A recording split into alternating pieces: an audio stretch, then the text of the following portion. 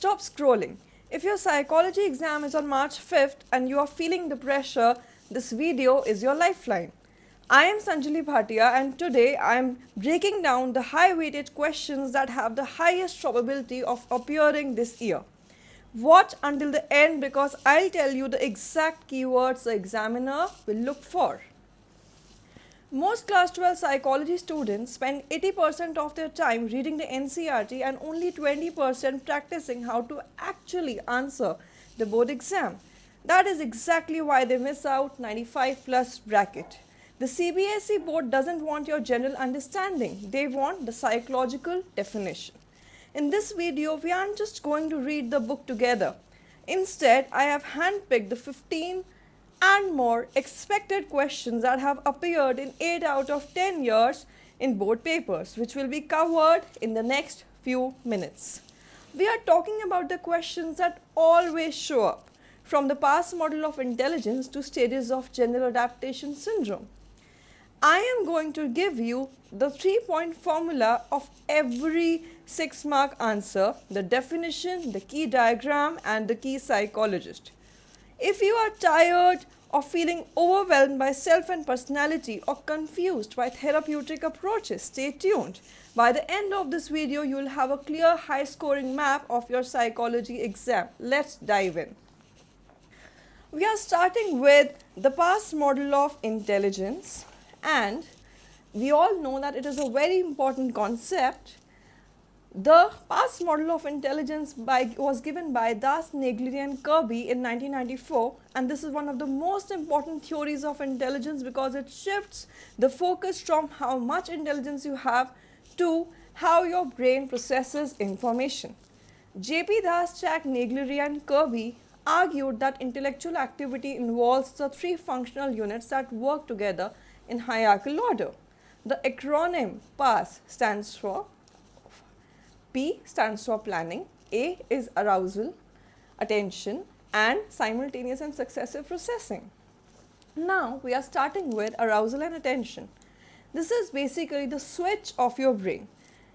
The concept here is to learn or solve a problem, you must first be alert and focused. Arousal allows you to attend to specific stimuli while ignoring distractions.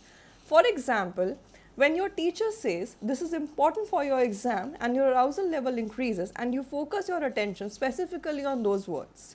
Too much arousal or too little arousal.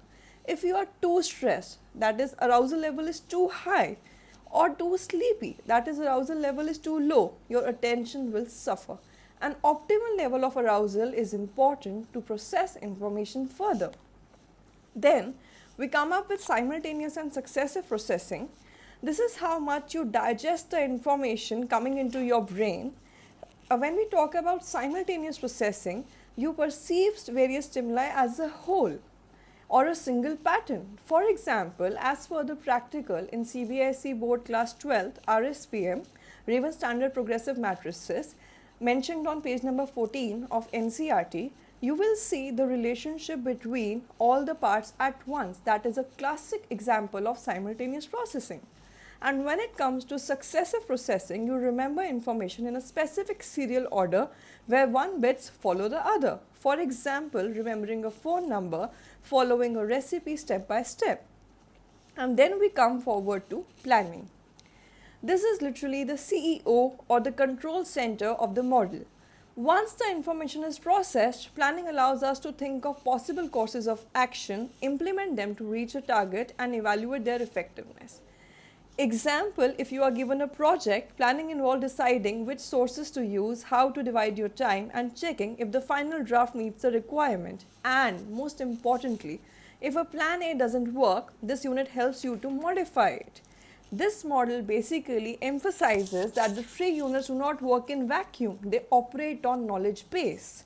This consists of your past experiences, facts you have learned. Most importantly, students, it is important to mention cognitive assessment system if you want 6 marks in this question. This is literally a set of tests developed by Das and Naegeli. Set of tests is called as battery to measure these past processes in individuals aged between 5 to 18. It is used to identify students who have learning disabilities. This is something we need to keep in mind. Now, when we are moving forward to the next topic, which is very, very important, and it is literally the favorite question of CBSE, which is the Gardner's theory of intelligence. So, Howard Gardner is basically a psychologist who talked about theory of multiple intelligences. According to him, there are 8 types of intelligences, but did he mention all 8 intelligences when he first proposed this theory? No. He talked about 7 types of intelligences initially, but later on he mentioned another intelligence which I will be mentioning in a few minutes. So, Howard Gardner proposed the theory of multiple intelligences, and according to him, intelligence is not one single aspect. Rather, there are different types of intelligence that exist. This means each of these intelligences are independent of each other. By that we mean that if a person is having one type of intelligence, that does not mean that he or she is high or low on other types of intelligences. Gardner also put forth that different types of intelligences interact and work together to find solution to a problem. So, Gardner basically studied a lot of persons who are talented and who showed exceptional abilities in their respective areas, and he described 8 types of intelligences. Initially, he talked about 7 intelligences, and later on he mentioned one other, which is the naturalistic intelligence.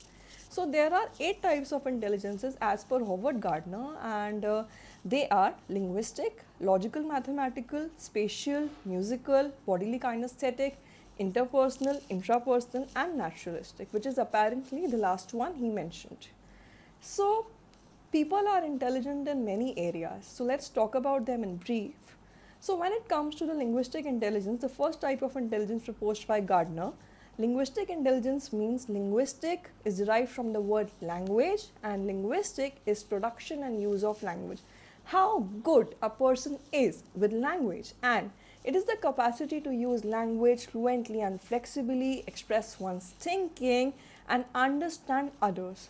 The people who are high on this type of intelligences are called as word smart, which apparently is the key word for this type of intelligence, and they can create linguistic images in their mind. The people who are poets, who are writers, they fall in this category. For example, if a person is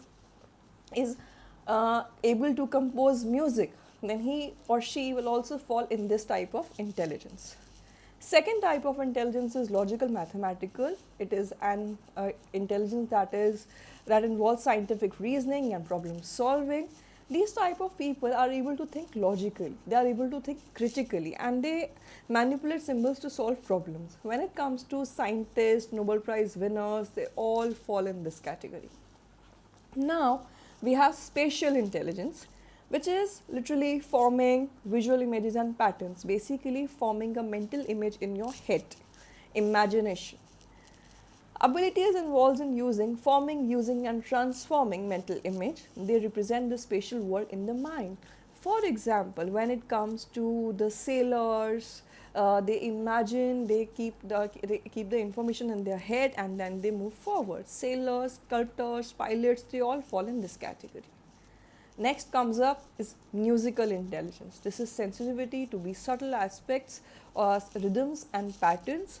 They are able to create music, they are able to produce music, and they are sensitive to various sounds and vibrations. Musicians and singers fall in this category. Next up is bodily kinesthetic. Bodily kinesthetic is literally using the whole or portions of your body flexibly, and they can be athletes, dancers, actors, sports persons. They all fall in this category. Their body is very much flexible to perform all of these tasks well. Now we have interpersonal intelligence and intrapersonal intelligence. My dear students, it is very important for all of you to be clear with these topics, as CBSE has a tendency to make you confused between these two. So let's understand them clearly. When it comes to interpersonal intelligence is basically how well we are able to understand others. It is basically skill of understanding the motives, feelings and desires of other person. We are able to form comfortable relationship with other people. That is interpersonal intelligence. Psychologists, counselors, social workers, they fall in this category. But when it comes to intrapersonal intelligence, it is about how well we are able to understand ourselves. If we are not able to understand ourselves well, we can't really understand others. So it is basically about having knowledge about our own internal strengths and limitations. So it is very obvious that we are good with something and bad with other. So we must have an acceptance about that, and persons high on this ability have finer sensibilities regarding their identity, human existence, and various meaning of life. Philosophers and spiritual leaders will fall under this category. And last is naturalistic intelligence, which is basically sensitivity to subtle aspects of natural world. So this was the last type of intelligence which Howard Gardner mentioned, and it involves how close, how connected we feel towards the nature. So hunters, gatherers, tourists, they fall in this category.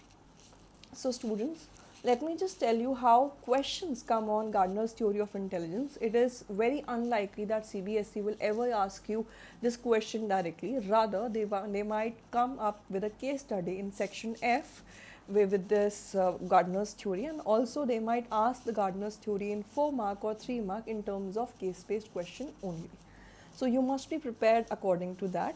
For example, in a 3 or 4 mark question, they might ask you that this person X is good at music. So which type of intelligence this person possesses? Explain. So if you get a question of 3 or 4 mark, then you have to think that there are at least 2 types of intelligence that the person is possessing. And in this case, this example, the person is having linguistic and musical intelligence. So this is how it goes. That's the end of this particular theory. Now we are moving forward to yet another important theory of intelligence, which is the triarchic theory of intelligence. So when it comes to the triarchic theory of intelligence, Robert Sternberg was the person in 1985 who proposed the triarchic theory of intelligence. Many psychologists have done a lot of work on intelligence, and all have different definitions, and we must remember all of them accurately in order to get good marks. So Sternberg views intelligence as the ability to adapt, shape and select environment to accomplish one's goals and those of one society and culture. And according to him, there are 3 types of intelligences. One is componential intelligence, one is experiential intelligence, and last one is contextual intelligence. So it is again very important, comes as a case-based question. So it is let's talk about all of these intelligences one by one. So first one is componential intelligence. It is also called as analytical intelligence, and it is the analysis of information to solve problems. Basically, this is the first stage where we are trying to understand what the problem is all about. Then this type of intelligence is, if a person is possessing, then he is most likely to succeed in schools. And we must remember that componential intelligence, since it is called as componential intelligence, it has 3 components. First one is knowledge acquisition, second is meta, and third is performance. When it comes to knowledge acquisition, it is responsible for learning and acquisition of doing things. Basically, it is about how we are able to acquire things, basically how we are learning things. Second is meta. Meta is the higher order component, and when it comes to meta, it's about planning, how to do and what to do things. And last is performance component, which involves actually doing things that we have planned. So all of this comes under the componential intelligence. Then we have experiential intelligence, which is also called as creative intelligence. It involves using our past experiences creatively to solve the new problems. Novel is new. And persons who are high on this intelligence, they show creativity in 2 manners. Either they are creating something entirely new, or they are creating something that is already done, but they are modifying it in some way or the other. Lastly, we have contextual intelligence, which is called as practical intelligence, street smartness or business sense. This involves our ability to deal with environmental demands encountered on daily basis, like whatever problem we're facing daily, this intelligence is all about that, our attempt to solve those problems.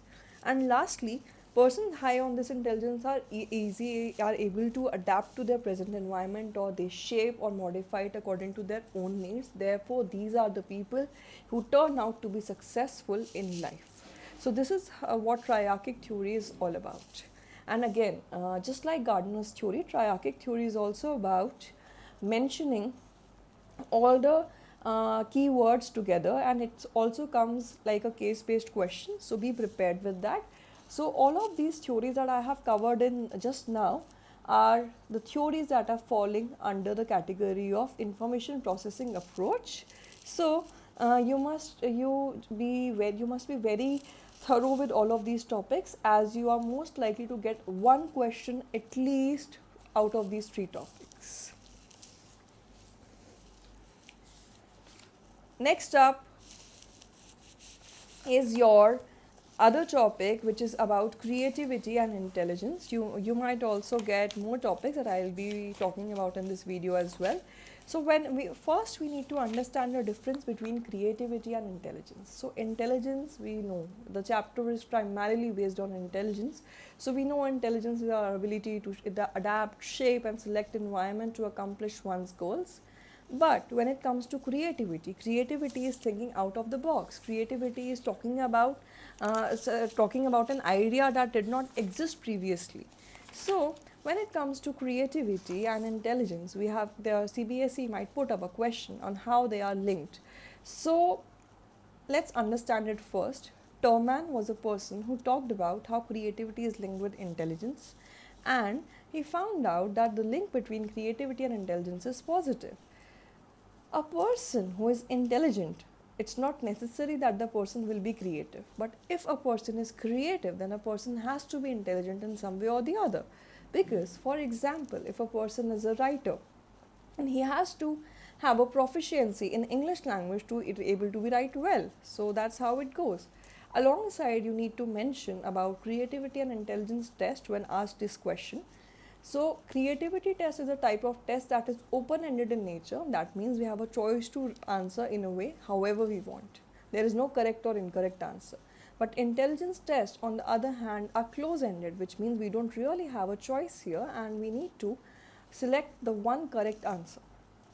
Creativity test involves divergent thinking, which is again, we can have divergent thinking means multiple answers to a problem, and intelligence test involves convergent thinking, which means only one correct answer to a particular problem. This is how it goes. Alongside, we have another potential 6-marker, which is the nature and nurture of intelligence. So let me tell you what it is all about. So nature is basically heredity and nurture is environment. So there is a general consensus among psychologists that intelligence is a product of complex interaction of heredity, which means nature, and environment, which means nurture. And basically, heredity can be best viewed with something that sets a range. Heredity sets a range within which an individual's development is shaped by support and opportunities of environment. Basically, our intelligence depends on both heredity and environment. So when it comes to heredity, they have studied the correlation between intelligence of identical twins and fraternal twins. So basically, in this also they have divided categories: the twins reared together and the twins reared apart. यानी कि the twins जो साथ में पाले गए हैं और वो जो अलग से पाले गए हैं. हुआ क्या, when it comes to the correlation, the result findings indicate that there is a very high correlation, यानी the connection between both the things. That is, identical twins reared together, 0.90 was the correlation. Identical twins reared apart, 0.72 was the correlation. Fraternal twins reared together, 0.60 was the correlation. And brothers and sisters reared together, 0.50 was the correlation. And the siblings who were reared apart, 0.25 was the correlation. You really need to remember all these values, because last year there was a question, an MCQ based on this particular topic. So this was about heredity. And when it comes to environment, studies have suggested that even if the children are adopted, initially their intelligence will depend on their biological parents, but later on, because of the role of environment, their intelligence will shift towards their adoptive parents. Their intelligence will be like their adoptive parents, and there is an evidence that if environment is good, for example, if a child is getting good schooling, good education, good clothing, good resources, then intelligence score will increase. But if the person is not having a good family background or all of these things mentioned earlier, a person will show significant decline in his or her intelligence. So this was all about chapter 1. the most important topics. Alongside, we have a lot of 2 markers that can be asked, like the difference between giftedness and talent, the difference between psychometric and information processing approach, and what assessment is and what are the types of assessment. So you must work on these topics as well. And moving forward with the next chapter, which is the chapter 2, self and personality. Again, a very important chapter, yet people find it very difficult to learn because it asks a lot of things. So let's just focus more on these topics as well, the topics of chapter 2. So let me tell you, you have a great chance of having questions from 6 mark questions from chapter 1, 2 or 4. At least one question you can get from there, so you must focus accordingly. And in chapter 2, let's just first talk about what are the important topics that can come as a potential 6 marker. So we have your we have projective techniques, we have Carl Jung aims and aspirations, which can come as a 4 mark question. We have defense mechanisms, which can again come as a 6 marker. We have defense mechanism. Alongside, we have behavior analysis, which can also come as a 6 marker. And there are great chances of getting 6 marker from this chapter. So let's just talk about these topics first, and then we'll move forward with the next chapter.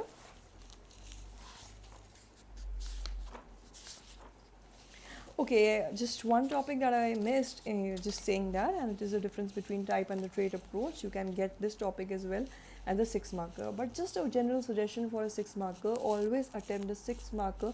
You know that 6 markers will come in choices. So you attempt the question that you know really well. Don't miss out your marks in any way.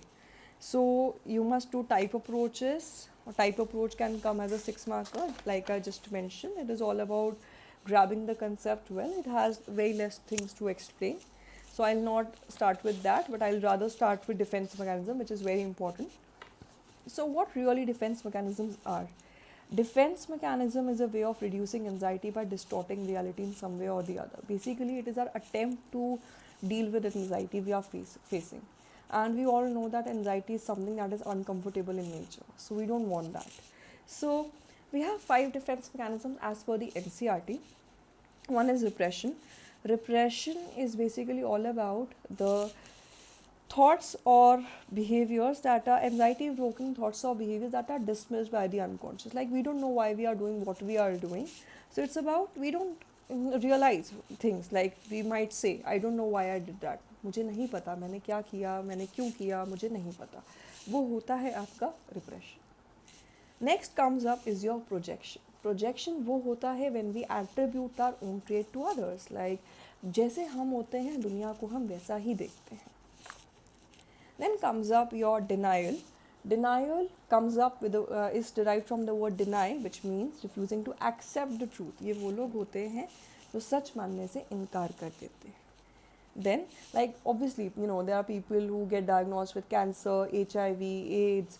उन्हें ऐसा लगता है जैसे मतलब obviously the first reaction is no. कोई मानेगा नहीं कि उनके साथ ऐसा कुछ हो गया. That is denial. उसके बाद आती है अगली चीज़ जिसे कहते हैं reaction formation. Let me make you understand this well. Reaction formation का मतलब होता है रिएक्शन को फॉर्म करना. मतलब रिएक्शन को अगर हम फॉर्म कर रहे हैं, इसका मतलब ये है कि वो ऑथेंटिक रिएक्शन नहीं है, वो बनाया हुआ है. अब जैसे आपकी बुक में मैंशनड है, for example, if a person is high on sexual tendencies and the person is engaged in showing कि मैं religious चीज़ों में engaged हूँ, तो वो reaction formation का एक classic example है. मतलब जैसा आप सोच रहे हो उससे opposite आपका behavior. Last is rationalization. Rationalization is all about हम unreasonable feelings बनाते हैं अपने behavior को कहीं ना कहीं सही साबित करने के लिए. मैं नए पेन्स यूज़ करूँगा, मेरे पेपर अच्छे जाएंगे. But your exam will never depend on if you are using new pen और not. Your exam will depend on your own preparation. So that's how it goes. You must understand Carl Jung's theory. It can come as a 4-marker and focus on humanistic approach, cultural approach and behavioral approach and projective techniques as well. These are some topics that you must really focus on.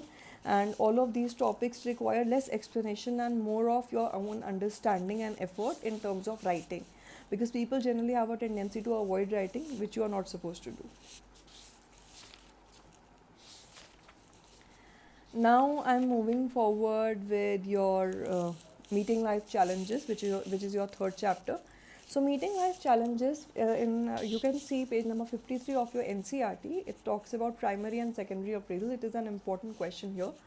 So what exactly is primary appraisal? So primary appraisal is when we are perceiving a new or changing environment as positive, negative or neutral. Like we are just alert. We don't know what really is happening with us, but we are just alert with okay, कुछ तो हो गया है अब जो हमें देखना है ऐसा.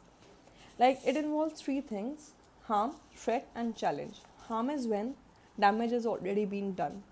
जैसे अभी तक पढ़ाई नहीं की है, टाइम बीत गया, वो डैमेज अब हो चुका है, उसका आप कुछ नहीं कर सकते. What you can really do is कि अब जो आने वाला टाइम है हम उसे ना वेस्ट करें.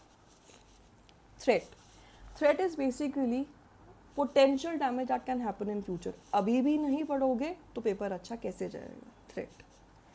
Challenge is something, next is challenge, जिसका मतलब होता है कि हम बहुत कॉन्फिडेंट होते हैं कि जो भी आएगा ना हमारे सामने, we'll deal with it, we can overcome that. ये है आपका primary appraisal. But when it comes to secondary appraisal is all about कि हम अब मान चुके हैं कि अब खतरे की घंटी बज चुकी है. अब बेसिकली वो टाइम आ चुका है. अब हम एक सिचुएशन को नेगेटिव ही ले रहे हैं कि अब तो बहुत ख़राब हो चुके हैं हालात. So now the person gets alarmed कि अब मेरे पास क्या रिसोर्सेज हैं उस चीज़ को डील करने के या नहीं. फॉर एग्जांपल, अगर आपकी करंट सिचुएशन बताऊं, अगर किसी ने अभी तक भी पढ़ाई नहीं की है, अब वो ये सोचेगा अरे अब तो क्या करें, अब हम देखते हैं मैम ने नोट्स भेजे या नहीं भेजे, मैम ने क्या टॉपिक्स इंपॉर्टेंट भेजे हैं, जैसा कि आप लोग कर रहे हैं कि मैम बता दो क्या इंपॉर्टेंट है, वो पढ़ लेते हैं. क्योंकि अब आपने सिचुएशन को नेगेटिव ले लिया कि अब तो टाइम बहुत कम है. So that is secondary appraisal. Here you will find out whether you have resources to deal with the problem or not. अब resources क्या क्या होंगे? Mental, physical, personal और social. Mental किस वे में? आपका mindset. अगर आप मन से ही हार जाओगे तो obviously कैसे ही आप कर पाओगे कोई काम. फिजिकल की अगर मैं बात करूँ तो टैंजिबल चीज़ें, आपके पास बुक्स हैं, नोट्स हैं, वो चीज़ें हैं या नहीं. पर्सनल की बात करूँ तो आपकी खुद की स्ट्रेंथ. और सोशल की बात करूँ, आपके पास वो सपोर्ट है या नहीं. Like for example, you have your teachers to support you in these times. अभी भी आपको पढ़ाया जा रहा है, so that are your resources only. तो ये आपका बहुत इंपॉर्टेंट टॉपिक है. So just one more suggestion. There's a very easy topic of this chapter, which is effects of stress on psychological functioning and health, which is on page number 57. ये आप कर लीजिएगा because ये topic ऐसा है जो आसान भी है और 4 marks में आ भी जाता है. ठीक है. And next up, I'll just talk about you're also supposed to do the stress management technique, which is on page number 62. But now I'll talk about stress resistant personality on page number 63. Again a very important topic. So stress resistant personality आपका क्या topic है? देखो, कोबासा की studies थी and कोबासा की studies have shown that people have high level of stress but low level of illness. उनके पास तीन characteristics होती है जिनको personality traits of hardiness कहते हैं. देखो, जनरली ऐसा बोला जाता है कि अगर स्ट्रेस ज़्यादा होता है तो बीमारी ज़्यादा होती है. जो लोग स्ट्रेस में ज़्यादा रहते हैं वो जल्दी जल्दी बीमार पड़ते हैं क्योंकि stress has a negative impact on your immunity आपकी स्ट्रेस की वजह से वीक होती है.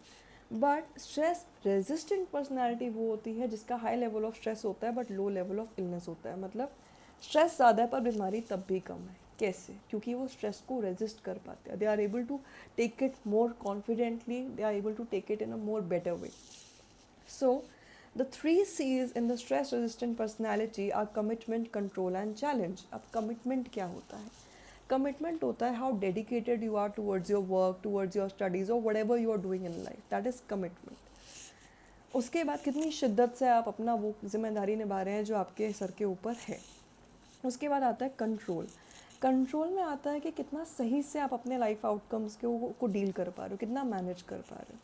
और लास्ट होता है challenge. Challenge is basically positive expectation कि जो मेरे पास आ रहा है उसके साथ मैं डील भी कर लूँगा और उससे मैं जीत भी जाऊँगा. That is challenge. After that we have life skills on page number 64. Apparently the last important topic of this chapter. So generally life skills कभी अलग से पूछी नहीं जाती हैं. सिर्फ एक क्वेश्चन है जो अलग से पूछा जाता है, वो है आपका असर्टिवनेस. देखो, अब असर्टिवनेस क्या होता है? बहुत बार ऐसा होता है जब हमें ऐसा लगता है कि लोग हमारा फ़ायदा उठा रहे हैं सिर्फ इस वजह से क्योंकि शायद हमें ना बोलना नहीं आता. असर्टिवनेस होता है ना बोलना. और ऐसे नहीं कि नहीं मैं तो नहीं कर रहा, मैं नहीं करूँगा, नहीं, इस तरीके से नहीं। ना बोलना तरीके से, तमीज़ से कि नहीं मैं ये नहीं कर सकता, it is just like crossing my boundary, तो I am not going to do that, ऐसे। So assertiveness is about communicating clearly and confidently आप क्या चाहते हो क्या नहीं, अपनी नीड्स, अपनी वांट्स, अपने थॉट्स क्लियरली बता पाना, साथ साथ ना बोल पाना एक रिक्वेस्ट को, अगर आप उस रिक्वेस्ट को फुलफिल नहीं कर रहे विदाउट बीइंग सेल्फ कॉन्शियस और गिल्टी। बाद में मैंने आज ना बोल दिया कि है मुझे सब बोलते हैं कि ना बोल दो ना बोल दो, मत किया करो चीज़ें सबके लिए, इतना ना बोलना सीखो, तो मैंने ना बोल तो दिया, लेकिन बाद में अगर मुझे उस चीज़ का गिल्ट लग रहा है तो मैं असर्टिव नहीं हूँ। असर्टिवनेस का मतलब होता है बिना कॉन्शियस हुए ना बोल पाना, ठीक है। लेकिन जो लोग असर्टिव होते हैं उसका कॉन्सिक्वेंस ये होता है they are more confident, they are more happy. So life skills ज़रूर कर लेना। उसके बाद साइकोलॉजिकल डिसऑर्डर्स आते हैं। अब साइकोलॉजिकल डिसऑर्डर्स में आपको कौन सा क्वेश्चन आ सकता है, वो है आपका एक तो क्वेश्चन नंबर 74 पेज नंबर 74 पे साइकोडायनामिक, आपके जो मॉडल्स ऑफ साइकोलॉजिकल मॉडल्स हैं ना वो ज़रूर आ सकते हैं, इस चीज़ का ध्यान रखना। और वो मॉडल्स आते हैं 4 मार्क्स में। अब साइकोलॉजिकल मॉडल कौन कौन से हैं ये समझ लेते हैं। पहली बात, you have your psychodynamic model, behavioral model, cognitive model and humanistic existential model। ये ध्यान रखना कि सोशियो कल्चरल मॉडल और डायथीसिस स्ट्रेस मॉडल साइकोलॉजिकल मॉडल में नहीं आते हैं, जो बच्चे अक्सर गलती करते हैं, जो हमने चेकिंग में भी ऑब्जर्व किया है, ये ध्यान रखना। So and also on page number 77 you can have difference between obsessive and compulsive disorder, ये देख लेना, ठीक है। Somatic symptom disorder, dissociative disorders, neurodevelopmental disorders आपके 6 मार्क्स क्वेश्चंस में आ सकते हैं। Be very very very particular about that, I am just explaining all of these disorders. देखो, when it comes to somatic symptom disorder, somatic symptom disorder के अंदर क्या होता है, देखो सोमैटिक सिम्टम डिसऑर्डर ना आपके बॉडी रिलेटेड डिसऑर्डर होते हैं। इसमें आपको लगता है आपकी बॉडी में कोई तकलीफ है। सोमैटिक सिम्टम डिसऑर्डर क्या होता है ये समझते हैं पहले। इसमें होता ये है कि एक इंसान को बॉडी रिलेटेड सिम्टम्स होते हैं जो परसिस्टेंट होते हैं, मतलब लगातार हो रहे हैं, जो हो सकता है किसी सीरियस चीज़ से रिलेटेड हो और हो सकता है सीरियस चीज़ से रिलेटेड ना भी हो। इस टाइप के लोग वो होते हैं जो अपनी हेल्थ के बारे में बहुत ज़्यादा सोचते हैं, बहुत चिंता करते हैं, और वो बहुत ज़्यादा डॉक्टर्स को विज़िट करते हैं। डॉक्टर्स उन्हें बताते हैं कि वो ठीक है, बट उस चीज़ को वो समझ नहीं पाते हैं, और साथ ही साथ जिस वजह से उनको ज़िंदगी में बहुत परेशानी होती है। लॉजिकली अगर हम सोचें तो आज की डेट में डॉक्टर्स की फ़ीस बहुत ज़्यादा होती है, बार बार डॉक्टर्स के पास जाना is financially draining, so obviously it can cause distress, and it's not only financial, it's also about you have to take out time to visit a doctor. It's not easy to take out time regularly for doctor visits. And in इस category में एक और disorder है which is the illness anxiety disorder. देखो, illness anxiety में क्या होता है, इलनेस एंजाइटी में इंसान को एंजाइटी होती है कि उसे कुछ हो जाएगा, मतलब उसे ये नहीं लग रहा कि आज वो बीमार है, उसे लगता है कल वो बीमार हो जाएगा। तो ये लोग जो होते हैं ना बेटा, ये लोग आपके किसी भी बीमारी को लेकर बहुत ज़्यादा जल्दी अलर्ट हो जाते हैं। कोई नई बीमारी अलर्ट हो गई, हाय मेरे साथ ना हो जाए, किसी को बीमार सुने तो ये मेरे साथ ना हो जाए, मेरे को तो कुछ नहीं है, बार बार अपने टेस्ट कराएंगे, डॉक्टर्स के पास जाएंगे, डॉक्टर्स बोलेंगे कि आप बिल्कुल ठीक है, आपको कोई दिक्कत नहीं है, डॉक्टर्स की बात मानेंगे नहीं, तो ये एक कंसर्न है। इन जनरल सोमैटिक सिम्टम और इलनेस एंजाइटी डिसऑर्डर दोनों ही बीमारियों को लेकर कंसर्न है, लेकिन डिफरेंस तब भी है। सोमैटिक सिम्टम में इंसान को ऐसा लगता है कि वो बीमार है और उसको फिजिकल कंप्लेंट्स होती हैं, ठीक है, जबकि इलनेस एंजाइटी में एंजाइटी मेन कंसर्न है, बिकॉज इंसान को लगता है कि उसे एंजाइटी मतलब वो बीमार हो जाएगा, तो उस चीज़ से वो घबराता रहता है। सो ये आपका एक टाइप ऑफ डिसऑर्डर। उसके बाद we have your dissociative disorders. अब डिसोसिएटिव डिसऑर्डर्स में क्या होता है, सबसे पहले हम ये समझते हैं डिसोसिएटिव का मतलब क्या है। एसोसिएशन होता है कनेक्शन, डिसोसिएशन होता है डिसकनेक्शन, मतलब अब हम हट गए हैं, दूर हो गए हैं, अलग हो गए हैं चीज़ों से। तो डिसोसिएशन में हमारे आइडियाज़ और इमोशंस बिल्कुल अलग अलग रहते हैं। डिसोसिएशन में मतलब हम ऐसा लगता है जैसे हम सच्चाई जी ही नहीं रहे हैं, आइडेंटिटी भी अलग हो जाती है हमारी, ठीक है, कॉन्शियसनेस में ऑल्ट्रेशंस आते हैं, यानी चेंजेस आते हैं। अब इसमें भी कुछ सब डिविजन्स हैं। पहला है आपका डिसोसिएटिव एमनीशिया। एमनीशिया आपने सुना भी होगा, amnesia is also all about forgetting, जिसमें आपका एक्सटेंसिव यानी बहुत ज़्यादा, बट सिलेक्टिव यानी कि कुछ स्पेसिफिक चीज़ें की मेमोरी हम भूल जाते हैं, जिसका कोई ऑर्गेनिक कॉज नहीं होता। कुछ लोगों को कुछ भी नहीं याद रहता इन चीज़ों के बारे में, और कुछ लोगों को कुछ कुछ चीज़ें याद भी रहती हैं। एक पार्ट डिसोसिएटिव डिसऑर्डर का डिसोसिएटिव फ्यूग है, जिसका मतलब, जिसमें बेसिकली होता क्या है, इंसान अनएक्सपेक्टेडली अपने घर से, अपनी फैमिली से दूर चला जाता है एक नई आइडेंटिटी लेकर, और वो पुरानी अपनी जो भी उसकी ज़िंदगी थी उसके बारे में बिल्कुल भूल जाता है। फ्यूग जनरली तब ख़त्म होता है जब इंसान को एकदम से वो जागता है, suddenly the person wakes up, और उसको याद आता है कि अरे मैं तो कोई और था। तो उस तरीके से चीज़ें रहती। Then we have your dissociative identity disorder. अब इसमें होता क्या है, इसको कहते हैं मल्टीपल पर्सनैलिटी, और ये सारे डिसऑर्डर्स में सबसे ड्रामेटिक है। इसमें एक ही इंसान की बहुत सारी पर्सनैलिटीज़ होती है, जिन्हें एक दूसरे के बारे में पता हो भी सकता है और नहीं भी पता हो सकता।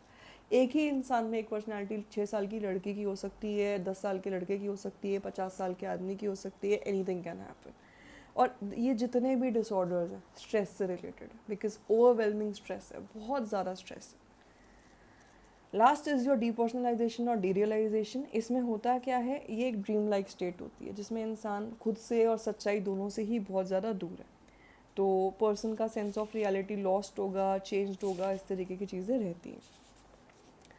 Last in this particular chapter I am explaining neuro developmental disorders, जो CBSE का रिपीटेड क्वेश्चन है। तो इसका खास ख्याल रखना, इसको अच्छे से आपको आना चाहिए। अब देखिए, न्यूरो डेवलपमेंटल डिसऑर्डर्स बाकी सारे डिसऑर्डर्स से ऐसे अलग है क्योंकि न्यूरो डेवलपमेंटल डिसऑर्डर्स शुरुआती सालों में दिख जाते हैं। Even before the child enters the school you can get to know कि कुछ ना कुछ दिक्कत बच्चे में है। ठीक है, अब ये सिम्टम्स, इसमें ना बहुत सारे सिम्टम्स होते हैं, और इस डिसऑर्डर में न्यूरो डेवलपमेंटल डिसऑर्डर्स के अंदर 4 डिसऑर्डर्स आते हैं। एक तो आपका ADHD है, attention deficit hyper activity disorder, एक ऑटिज्म है, एक इंटेलेक्चुअल डिसेबिलिटी है, और एक स्पेसिफिक लर्निंग डिसऑर्डर है। I just explain all of them one by one. So सबसे पहले आपका ADHD है, पेज नंबर 83 पे। ADHD होता है आपका attention deficit hyper activity disorder, यानी अटेंशन की कमी, हाइपर एक्टिविटी होना, और इम्पल्सिव होता है इंसान। तो ये 3 फीचर्स हैं। देखो, अब जो लोग इनअटेंटिव होते हैं, वो किसी भी चीज़ पे लंबे समय तक ध्यान नहीं दे पाते, उनको मुश्किल होती है अपना दिमाग किसी एक चीज़ पे रख पाना, इंस्ट्रक्शंस फॉलो कर पा में। कंप्लेंट्स ये रहती है उनकी कि बच्चा सुनता नहीं है, कॉन्सेंट्रेट नहीं करता, इंस्ट्रक्शंस नहीं मानता, डिसऑर्गेनाइज है, जल्दी डिस्ट्रैक्ट हो जाता है, भूल जाता है चीज़ें, काम नहीं करता, ये सारी कंप्लेंट्स आती हैं। उसके बाद इम्पल्सिविटी आता है। इम्पल्सिविटी का मतलब होता है बिना सोचे समझे कुछ भी कर देना। ये अपने इमीडिएट रिएक्शन नहीं कंट्रोल कर पाते, सोच नहीं पाते कुछ भी करने से पहले। ठीक है, उनको डिफ़िकल्ट लगता है टर्न के लिए वेट कर पाना और वो सब चीज़ें। ठीक है, एक बात ये रहती है, दूसरों को चोट भी पहुंचा सकते हैं। लास्ट है यहाँ पर हाइपर एक्टिविटी। हाइपर एक्टिविटी का मतलब होता है आपका, बेसिकली बहुत सारे फॉर्म्स होते हैं हाइपर एक्टिविटी के। ठीक है, अब हाइपर एक्टिविटी में बेसिक रहता क्या है, बच्चा टिक के नहीं बैठ पाता, हमेशा मूव करता रहता है, बिना रीज़न के जाता रहता है, ड्रिवन बाय अ मोटर कहते हैं ना, कि टिक के बच्चा बैठता नहीं है। अब जनरली ADHD के लिए एक सजेशन ये रहता है कि ADHD वाले बच्चों को ज़्यादा मीठा नहीं देना चाहिए, क्योंकि मीठे से एनर्जी बूस्ट होती है। तो ये एक बात हमें ध्यान रखनी है। उसके बाद अगली चीज़ है, अगला डिसऑर्डर है आपका ऑटिज्म स्पेक्ट्रम डिसऑर्डर। अब ऑटिज्म में क्या होता है, ऑटिज्म एक बेटा ऐसा डिसऑर्डर है जो बहुत ही ज़्यादा सीवियर रहता है, because it's life long. And ये एक ऐसा डिसऑर्डर है बेटा जो जिसमें होता क्या है, इसमें इंसान का ब्रेन का वो पार्ट अफेक्ट होता है जो कम्युनिकेशन कंट्रोल करता है। तो ये बच्चे सोशल इंटरेक्ट नहीं कर पाते, कम्युनिकेट नहीं कर पाते। ठीक है, और इनका इंटरेस्ट भी बहुत कम चीज़ों में रहता है। अब ऑटिज्म वाले बच्चों के साथ होता क्या है, उन्हें सोशल इंटरेक्शन में, कम्युनिकेशन में दिक्कत है, रिस्ट्रिक्टेड रेंज ऑफ इंटरेस्ट है, यानी बहुत कम चीज़ों में इंटरेस्ट है, और स्ट्रॉन्ग डिज़ायर फॉर रूटीन है। मतलब उन्हें चाहिए कि हमारा जो रूटीन है जैसा चलता है वैसा ही चले, उसमें कोई चेंज ना हो। ठीक है, एक बात ये रहती है। अब बोला जाता है कि 70% लोग जो ऑटिज्म स्पेक्ट्रम डिसऑर्डर जिनको होता है, उन्हें इंटेलेक्चुअल डिसेबिलिटी भी है। अब ऑटिज्म वाले जो बच्चे होते हैं वो दूसरों की बात समझ नहीं पाते, अपनी बात खुद को समझा नहीं पाते, अपने एक्सपीरियंसेस किसी के साथ शेयर कर नहीं पाते। काफ़ी लोग ऑटिज्म वाले, उनकी कभी स्पीच आती नहीं, और अगर आ भी गई है तो वो एक ही वर्ड को बार बार रिपीट करते रहते हैं, उनको सेंटेंसेस बनाने नहीं आते। For example, if a girl wants water, उसका नाम अंतरा है, वो कहेगी अंतरा पानी, अंतरा पानी, अंतरा पानी। उससे ज़्यादा वो कुछ कह ही नहीं पाएगी, पूरे सेंटेंसेस नहीं बन पाएंगे। बट हाँ, इनके लिए हम स्पीच थेरेपी यूज़ कर सकते हैं, इनकी स्पीच को बेटर करने के लिए। उसके बाद इंटेलेक्चुअल डिसेबिलिटी है. इंटेलेक्चुअल डिसेबिलिटी में सिंपल फॉर्मूला, सिर्फ इतना लिखना है कि 70% से अगर कम IQ है तो इंसान इस कैटेगरी में फॉल करता है. That's it. Last in this category is your specific learning disorder. आप लोगों ने मूवी देखी होगी तारे ज़मीन पर, वो इसी डिसऑर्डर के ऊपर बेस्ड है. इस डिसऑर्डर में उन लोगों के बारे में होता है ये डिसऑर्डर जिनको रीडिंग में, राइटिंग में दिक्कत होती है, ठीक है, और मैथ्स में भी. तो रीडिंग में अगर दिक्कत होती है तो उसे डिसलेक्सिया कहते हैं, राइटिंग में दिक्कत होती है तो डिस्ग्राफिया कहते हैं, मैथ्स में दिक्कत होती है तो डिस्कैलकुलिया कहते हैं. So this is your one thing that you need to keep in mind. And that's it. If you can master these questions, you are already miles ahead of the curve for the 5th March exam. Remember, psychology isn't just about memorizing definitions, it's about understanding human behavior, including your own. Now, don't let the exam stress get over you. Take a deep breath, read those questions, and remember to underline the keywords we talked about. If this video helped you clear all the concepts of chapter 1 to 4, hit the like button and subscribe. I'll be right here after the exam. If you have a last minute doubt, you can definitely drop a comment. Good luck everyone. You have got this. I'm Sanjali Bhatia and I'll see you in the next one. Happy studying. All the best.